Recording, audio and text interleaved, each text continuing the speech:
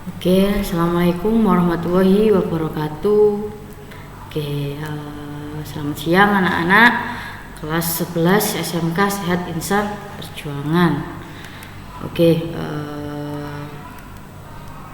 Terima kasih untuk anak-anak yang sudah mengumpulkan tugas dari Bu Eka minggu kemarin, dan saya perjelaskan lagi. Bagi yang kurang paham atau kurang jelas, silakan ditanyakan ke Bu Eka langsung. Gak usah takut ataupun malu.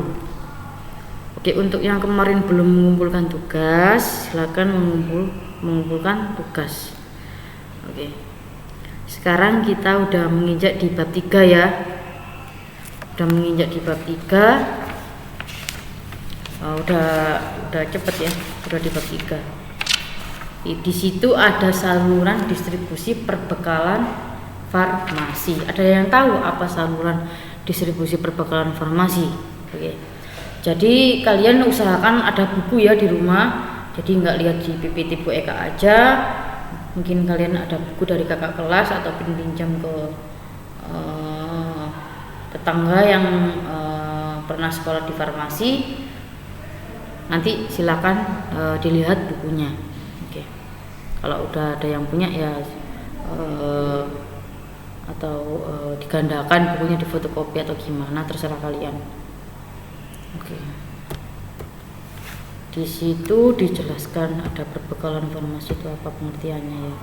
Jadi pembekalan farmasi adalah bahan atau alat yang digunakan untuk menunjang kegiatan terapi, baik tindakan maupun perawatan terhadap pasien. Jadi perbekalan farmasi itu pengertiannya bahan atau alat yang digunakan untuk menunjang kegiatan terapi, baik tindakan maupun perawatan terhadap pasien. Nah, di sini ada undang-undangnya ya. Itu tolong dibaca. Jadi berdasarkan keputusan Menteri Kesehatan nomor di situ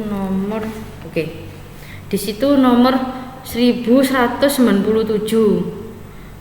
Menteri Kesehatan SK nomor 5 tahun 2004 tentang standar pelayanan farmasi di rumah sakit. Perbekalan farmasi adalah sediaan farmasi terdiri dari obat, bahan obat, alat kesehatan, reagensia, radiofarmasi, dan gas medis. Lalu selanjutnya di sini ada perbekalan farmasi meliputi ya. Ini perbekalan farmasi meliputi apa aja? Pasti kalian tahu ya. Di situ ada obat ya. Di poin 1 ada obat lah. Obat itu ada 4 macam ya. Ada obat narkotika, ada obat daftar G, atau obat keras, dan psikotropika. Yang ketiga ada obat daftar W atau obat bebas tapi terbatas. Lalu yang terakhir ada obat bebas ya. Obat bebas itu berarti yang diperjualbelikan secara bebas. Kalau obat daftar W itu jadi obatnya itu bebas tapi perusahaan membuat dengan terbatas kayak gitu ya. Makanya disebut obat daftar W namun bebas terbatas. Yang kedua ada bahan baku obat. Di situ ada bahan baku obat. Yang ketiga ada obat tradisional, ada alat kesehatan, dan kosmetika. Nanti kalian silakan cari di buku kalian.